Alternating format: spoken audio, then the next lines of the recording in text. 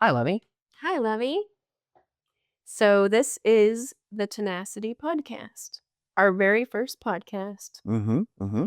And so we have a lot we have to talk about today. Yes. But first of all, the purpose of it is to help couples that are going through a marital crisis because we've been through a marital crisis. Yeah.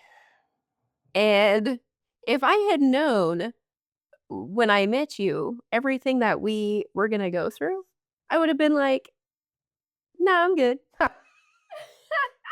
All right. Okay, but Thankfully, I roped you in before the crisis happened. yes, Yes. you did. You did. Yeah, and by then it was too late for you. It was too late. Mm-hmm. And now, where we are today, in hindsight, I can say it was worth it. That's good. Thank you. Everything's great. I love you. You're the best. Mm-hmm. We have a great life. Mhm. So, Mm-hmm. all that struggle, it was worth it. Yes. Yes. Yeah. So, we've been married 7.5 years, I say. But we met about 10 years ago. And you, at the time, were going through a divorce with your first wife. Yes. And that was a big mess. So we're going to tell that story. Mm-hmm. But first of all, we just want to say that in your, experience talking to other people who have gone through marital crises, you've basically narrowed it down to two categories. Yes. Crisis of trust and crisis of faith. I appreciate you leading, and you have these great bullet points. This is going very well. Thank you. I'm a relationship coach. I'm Patrick Martinez. Hello. And yes, in my time working with clients, and I've written a book, and we have online courses. In my time with clients, I found that the most important thing when somebody comes to you and they're saying we have a crisis going on right now. Easiest way to know that you have a crisis is if you're considering divorce. That's the biggest indicator. There are other indicators, but that's the biggest one.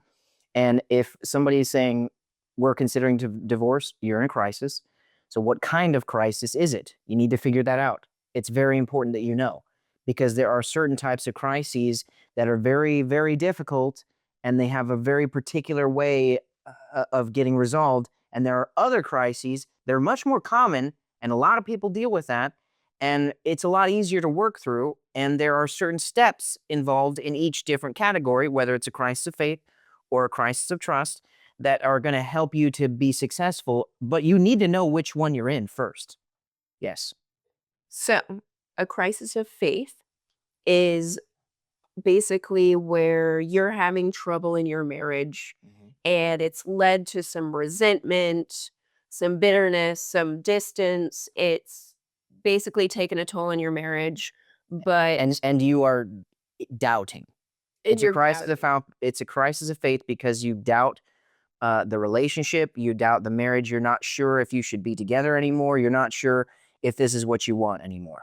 Right. Mhm. And that can even be like a tragedy, something that maybe is neither of your fault.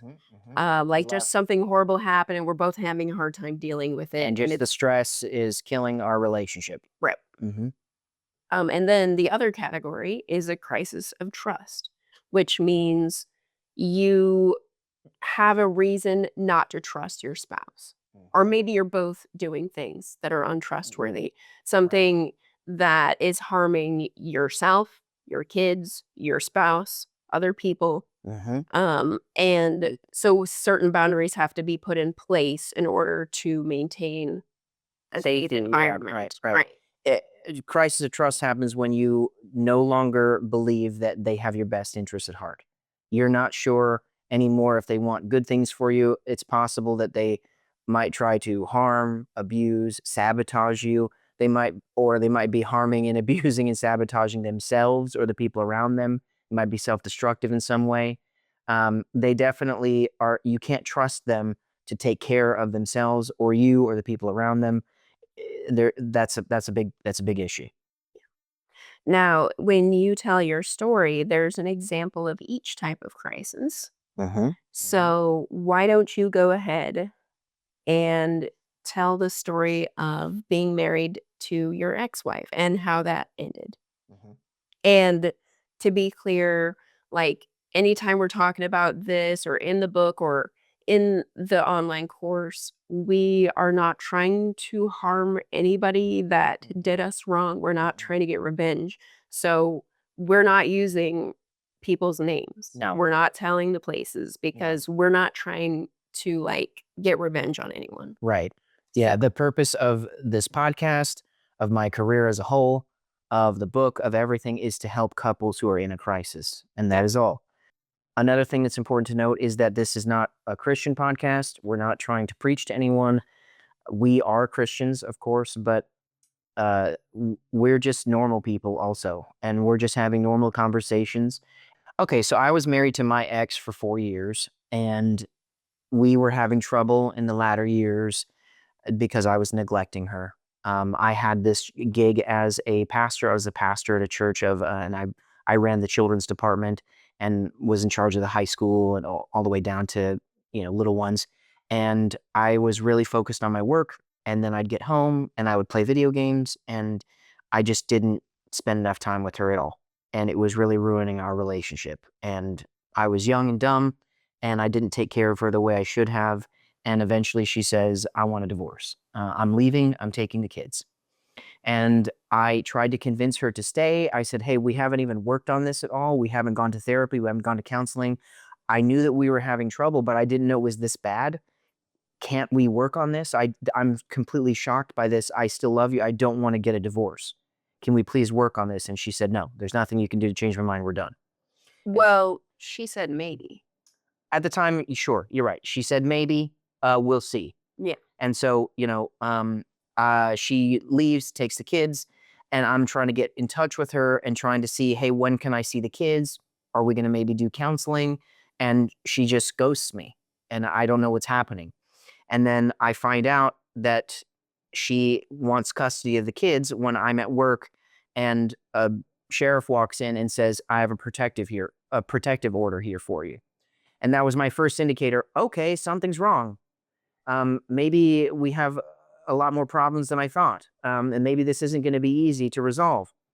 But even so, even after I saw the protective order and the bullshit allegations and mess that was in it, I still thought, I still want to work this out. I don't know why she's doing this. Maybe she's getting really bad advice from an attorney or something like that. And maybe they're telling her, hey, you need to go after him and then you can get custody. I don't know what's happening, but I think we can still work it out. And so we have a court appearance, and I'm telling the judge, I don't want a divorce. I want to work this out. And I get visitation rights. And so it's my first time to go visit with my kids. And then she doesn't show up. And I'm wondering what's going on. What's wrong? Why isn't she here? And then a day or two later, I get a knock at the front door, and there's a police officer from our local police department. He says, you've been accused of molesting your children. That was a pretty hard thing to hear, pretty devastating, and I didn't know what to say, and I didn't have any experience with any of this stuff, so I just wrote like a 3 or 4 page explanation to the police officer on his police report of like why this is wrong and how I love my kids and I still love my wife and I want to work things out. And you're not, don't talk to cops. They're not your friends. I shouldn't have done that. I should have said, okay, I realize that I'm in some shit. I need to hire an attorney, but I didn't do that. And Well, and really, this whole time you were still kind of optimistic, like, even man, after like, that, what's the deal with her? Is she hearing bad things from other people and now she's trying to act on it? Like, what is she doing? Because this is not my wife that I know. We're supposed to work on this and get through this. yeah, even after that police officer came to my door and told me that, I still wanted to work things out with her. Yeah. I still wanted us to be together. I still wanted to fix things. And I was still determined to win her back. And I thought, she must be getting some bad information somewhere, somehow. Maybe one of her family members that she's living with is trying to coach the kids into saying stuff, or maybe somebody's brainwashing her, or I don't know what's happening, but I still want to work this out. And it wasn't until one night I am sleeping and trying to sleep, and it's like 3 a.m. I'm just staring at the ceiling, freaking out, wondering, why is this happening? Why is this happening? And I said, I got to figure this out. And so I wanted to do some research and see if I could figure out what the hell was going on. So I logged into our joint Facebook account. We had a Facebook account that we were sharing, and she had started using it on her own, and I was able to find a way to log in. And I logged in just using my own email address and everything. Anyway, I got in and I saw that she had text messages, or I'm sorry, Facebook messages between her and some dude that I didn't know. And that didn't seem at the time like they were in any kind of relationship. They were just talking shit about their own spouses, the two of them. And apparently they were really close, somebody who she knew and I didn't know. I'd never heard this guy. And I'm reading through these messages and I started to see something that was very, very disturbing to me. And that was that we weren't going to work this out because she wanted me to go to jail. She was determined to see me put away. And How did you know that?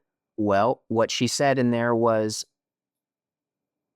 friend who I'm talking to, I want you to be praying for me, pray for us, pray that my daughter says what she needs to say in order to get him charged. So now there's no question in your mind that this woman wants to get rid of me. Yes. Yeah. And it was a really disgusting and disturbing thing to read. Anybody who actually thought that something would happen to their kid would have a completely different mentality than what I saw. What I would expect to see from someone like that is, I'm so upset. I'm so destroyed and broken by what I believe has happened. I pray that it didn't happen. I hope I'm wrong. And maybe if it did happen, pray that my daughter gets the help that she needs to recover from this terrible thing that happened to her. But no, they're laughing and they're talking about the possibility of me going to prison and joking about it and laughing and saying, yeah, he's going to get he's going to pay dearly. And she is even laughing and joking with him saying, yeah, I'm going to send my mom's boyfriend, who's a cop, along with his cop buddies to go take the van that he's driving, and I'm going to take it from him and I'm going to own it now. And then he'll be stranded. You won't even be able to get to work. Win-win as far as I'm concerned. Ha ha ha. LOL, fucking smiling emojis and stuff. Disgusting. What kind of person is talking like that in the middle of that kind of... What kind of person is joking like that if they actually think harm has come to their children? Yeah, right. It was an incredibly disturbing thing to read. Yeah. And at that point I realized, oh, she's not my wife anymore. She's not my responsibility. Not only is she no longer my wife, she's my enemy.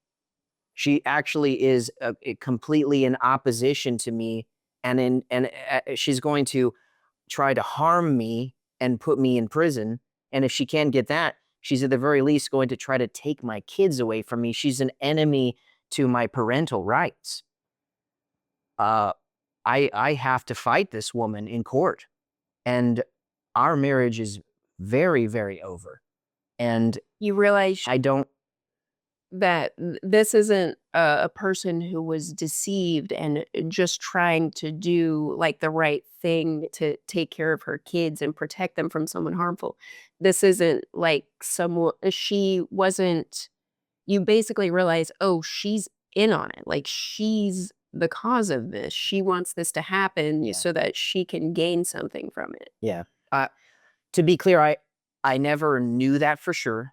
I certainly can't prove it, and I'm not going to allege that she did this on purpose, knowing it was a lie. Kind of looks that way. It looks that way when you're reading those text messages, and if you read that in the book, and I have it written down word for word because I have the fucking screenshots, it looks pretty bad, But At least enough for you to know at the time, oh, I can't trust this person anymore. She's trying to harm me. Yes. She doesn't have my best interest at heart. She actually wants harm to come to me. And I need to get away from this person. I need to protect myself from this person. And I no longer give a shit what she thinks. She's not my responsibility anymore. All that matters is my relationship with my kids and protecting that. Because you're not fixing your marriage. No, that's done. No way. So from then on, I was signing on those divorce papers and I was like, yes, goodbye, we're done. And I was fighting for my kids in court. And so what I did is I hired a really good family court attorney, and we hired and worked with some therapists. I worked first with a forensic therapist who was able to clear my name, who said that nothing criminal had happened. Wrote a very detailed and awesome report. It's all in the book and in great detail. And then I worked with a family therapist who was able to testify to the court that he has an amazing relationship with his kids. They have no fear or no issues together. When they're together, they are having nothing but fun. And so all of that, along with the DHS reports, DHS sided with me. And so the local police department in our town did not ever press charges. Once all those reports came out, we got that in front of the judge, and the judge says, okay, 50-50 custody, equal time, here's your kids back. And at around that time, that's when we started dating. And we had been friends for a year already, and we knew each other, and you knew my story, and we were already starting to fall in love. And then once I got the kids back, we started dating officially. Within months, you moved in, and then the kids moved in, and we were all living together, and you were falling in love with the girls, and things were going really well. I knew that I wanted to marry you, and I proposed, and 4 days later, I got accused a second time. So right after I proposed, also right after child support ended. Interesting coincidence. Mm-hmm. Yeah, 4 days later, I get accused a second time. And this time, I'm looking at my phone, and I'm looking at the camera app, and I'm seeing that there are armed police officers at our door with rifles drawn, kicking down our front door, and they bust in and confiscate all of our electronics. And I came to the house and said, "What's going on?" And they said, "We're here to issue a search warrant, and you've been accused of molesting your children." And I said, "Okay, we already went through this once. This should be very simple. You know, I'll come to the station and with my attorney, and we'll explain the situation. We should be able to work this out." But they confiscated all of our electronics, searching for some kind of evidence to the alleged crime. And so I go to the police station, and we have a discussion with them, and it is very hostile. And the guy, he already was talking to me like I was guilty. And my attorney's like, "Don't talk to this guy. He's not your friend. He wants to put you away. Let's get out of here." And I never thought that I would get charged with that crime. We showed them all the evidence. Like, we've already fought this once before. DHS already sided with me. We had these therapists side with me. This shouldn't be happening. And yet, eventually I got the call from my attorney. He says, "You're being charged for this." And my first question was, what is going to happen with my kids? We haven't seen them in weeks. And she's not letting us have visitation anymore. What's going to happen here? And he said, "You're probably not going to see them until after the criminal trial." And I said, "What do you mean after the criminal trial? We can't get this shut down?" He said, the bar for getting it to you being charged is, that's already been established. Apparently, they think they have enough evidence to charge you. And typically speaking, if they feel like they have enough evidence to charge you, they have enough evidence to go to trial. And so really the only way we're going to get this shut down ahead of time is if we were able to prove somehow we have a confession letter saying this was all a lie and it never should have happened from the other party. Like, we don't have anything like that. So it's probably going to go to trial. And sure enough, he was right.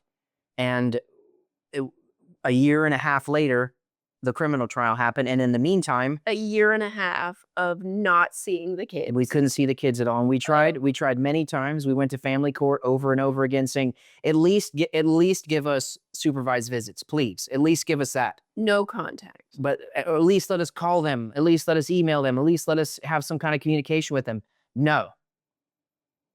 That is witness tampering, because they might come to the stand and testify against you. No, you can't see them. So we lost them for a year and a half, and it was fucking hell. It was horrible. And this was after we had just gotten engaged. We didn't get to enjoy any of our engagement. No. We were just like in a daze of depression. Just depressed, and just the the struggle, the pain, the suffering, the heartache, the misery, the fear, the thinking fear. of, what are the kids going through? They must be just devastated, confused, or Yeah. maybe they're being told lies. You're having to having go through all these forensic interviews. and they're talking to all these fucking bullshit therapists who are putting ideas in their head and stuff. They're being treated as trauma victims, as if they have PTSD, when there's no evidence to support that, and there's no proof of it. And in the meanwhile, we're going through hell. You're having panic attacks. You were even suicidal at one point, and it was so hard and so stressful, and just we're getting attacked from so many angles and from so many ways. I lose my job, obviously, because of the accusations. I can't work anymore. I'm still a student. You're so, still a student. like, And you're working at a fucking diner on the weekends, and that's all the Right. money that we have, right. And then now we have to pay for court. We have to pay for family court. We have to pay for our criminal attorney. And it was, so we have all these financial burdens and stressors. We have the pain and misery of being away from the kids, the anxiety and fear over what's happening to them. What are they going through? And then just the impending doom of dark cloud following us everywhere we go, of the thought of what's going to happen if I get sent to prison for a crime that I didn't commit.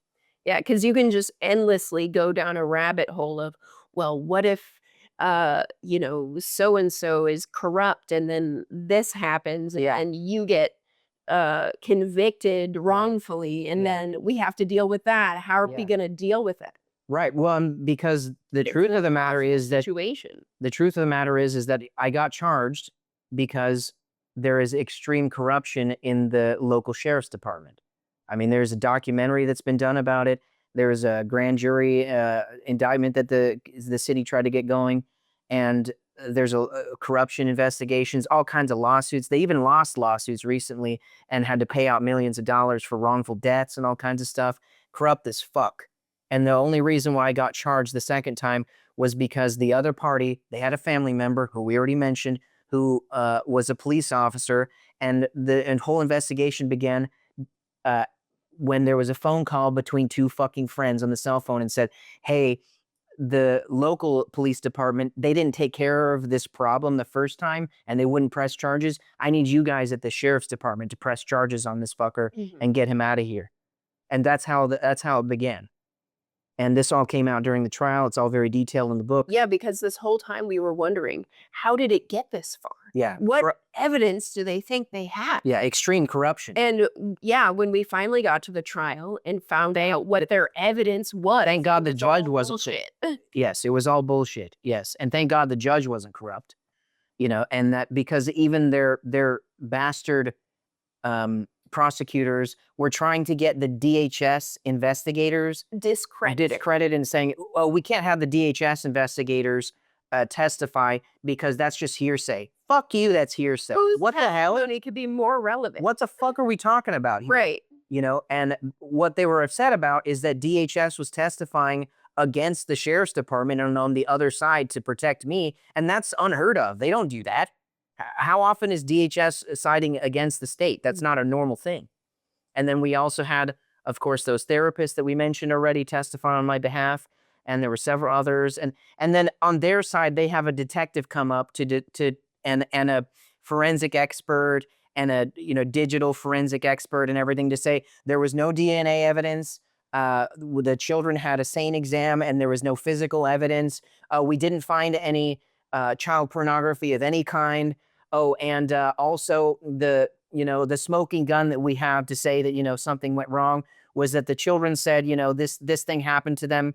And then, we determined that, we found evidence of that and they didn't have any evidence of it. It was bullshit. The evidence was just the investigator texting their mom and being like, hey, can you show them these things we found at their house? And is this evidence? And ask them what their dad abused them with. Right. And he screenshots that and puts it in his and he's just texting back and forth to mom. This is the evidence they had in order to charge you. Yes. So it was a sham. It was corrupt And bullshit from cost the us beginning. a year and a half of our lives Yes. with the kids when Right. they were very little. Yes. Really important years of their lives. Yeah. It was hell. And for us, it was a crisis. And it almost definitely ended our relationship It was a because, crisis of faith. like you said, there was a point where I was just having such a hard time that I was like, I don't know how I can keep going on. I don't know what has to happen, but I can't keep living through this. And like, this is it. This is the end. I mean, I was losing my mind. Yeah. And so I determined that I said, maybe you need to go, maybe you need to leave. And I don't know if we need to be on a break or if we just need to break up permanently. But I said, I don't think you can survive this. It's just too hard. You were so worried about me and how I was doing that you were like, we should have distance just because I can't see you hurting like this anymore. I think you being so close to this Yeah. is just causing irreparable damage. Like you should move in with your mom or your grandma or like get some space from this because you can't survive it like the way things are going. And you don't deserve this. Yeah. You shouldn't have to deal with this. You are so lovely and beautiful and wonderful, and you're such an amazing person. And for you to have to go through this hell, it's just, you shouldn't have to deal with this. And I told you should leave. And you told me no. And I mean, that was our crisis. That was our crisis. I was doubting whether we should be together or not anymore. And obviously the reason why I was doubting our relationship was because we were in the midst of a marital tragedy. Yeah. They would know it wasn't our fucking fault that this was happening. It was nobody's fault. But that stress and us being together and you supporting me was killing you. And I wasn't sure if you could survive. And it made me question whether we should be together. And I mean, that's a crisis of faith. I doubted our relationship. And it wasn't because I doubted whether or not we were good together. I never doubted that. I never doubted that you loved me and that I loved you or that we were good together. I knew we were. I knew we were amazing together, but I wasn't sure if you could survive. And that was hard. And so, Yeah, so that's a conversation that we had to have because we came together and you're like, this isn't working. You can't do this anymore. What are the possible solutions? But basically, we talked about it and I thought about it and I said, I'm not going anywhere because you need me and the girls need me. And this is, we've already built this family and I can't just walk away from you. I can't just give up on it. yeah.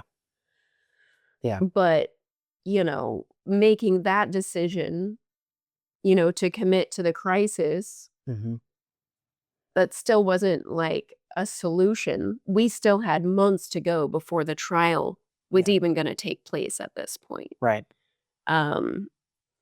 So I don't know, just some divine intervention occurred because that weekend, or I don't know when it was, maybe a couple weeks from then, we had been going to church a little bit together. And just one day, we were in church and we heard a really good sermon, and, the congregation was praying at the end, and like everything got quiet in my head. And I heard a voice say, this is your family. And talking about you and the girls and me together, that we were a family.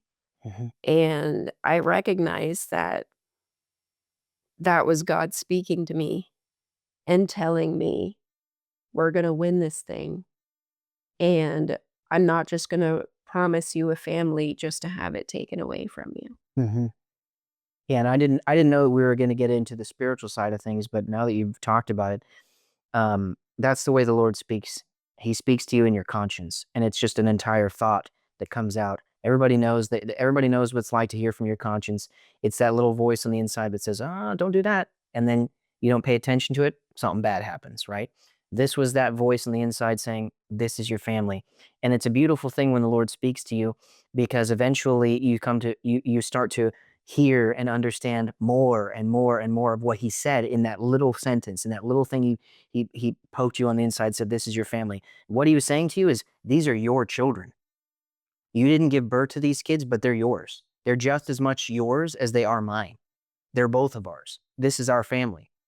And the Lord's telling you, I'm not going to let you guys lose. I'm here with you, and you're going to win, and you're going to be a family, and you're going to be an unstoppable force for change. And you guys are going to be Team MadPat, and you guys are going to be lovies together strong, and you guys are going to do wonderful things to help couples who are hurting and in pain, and they're going to learn from your struggle and learn from your example and how you got through extraordinarily difficult and painful times, and you worked through it, and you had success, and you were built up afterwards, and that pain and that struggle and that hardship crushed you and molded you into something strong and beautiful, and now we have a tenacious bond that is unbreakable. And that pain and struggle built us into something beautiful, what we have together now, beautiful and completely unbreakable. And that is the main thing that I want to teach couples who are in a crisis, is that what they don't realize is that their crisis is an opportunity. If you're struggling and you're in pain and you're having hardship and difficulty in your marriage, good. Good. You're right where you're supposed to be. And you don't realize that this is an opportunity for you guys to overcome something together and to be built into something stronger and more resilient. And that's what we learned in our hardship and in our difficult times. And so, looking at those two stories now, you see the first story was an obvious crisis of trust. And that was one where I had to walk away. It was not possible for me to work things out with this person. And that's something you have to diagnose. You have to figure out, okay, is this someone I can trust or not? If not, you have a very serious issue, and that has a very difficult and long and lengthy process of getting resolved. And it's a very low percentage of people who can actually resolve that. Okay. But the people who are coming to us, the people who are watching our content, the people who are reading my book, who are doing our online courses, probably if they're struggling in their relationship, I want to say 95% of them are not in that fucking boat. You're not dealing with a crisis of trust, most of you. They're not. They are dealing with a crisis of faith that is coming about because of some kind of perhaps a tragedy, like what we went through, or it's just simple what we call spousal failure, where you are failing as in your role as a husband, you're failing in your role as a wife, and you're just not good at being married. Well, guess what? Fucking everybody does that. We all suck at it. We're all just winging it. We're all just doing the best we can with the knowledge we have, which is shit. Nobody taught us how to do this. We never went to class for this. We never studied this. We've never read any books on it. We didn't have a good example growing up. We don't know what the fuck we're doing. That's everybody. And there are ways to work through that, and everybody deals with that. And that's not, you're not in a situation, 95% of you are not in a situation where you're in a crisis where you need to walk away. You are in a crisis where this is an opportunity for you to grow. You're in a crisis where this isn't an opportunity for you to come together and to be built into something stronger and more tenacious. And you're exactly where you need to be right now. You're right where you need to be in order to fix the things that need to be fixed and to have a stronger marriage because of it. Anything else, my love? Okay. Thanks for being with us today.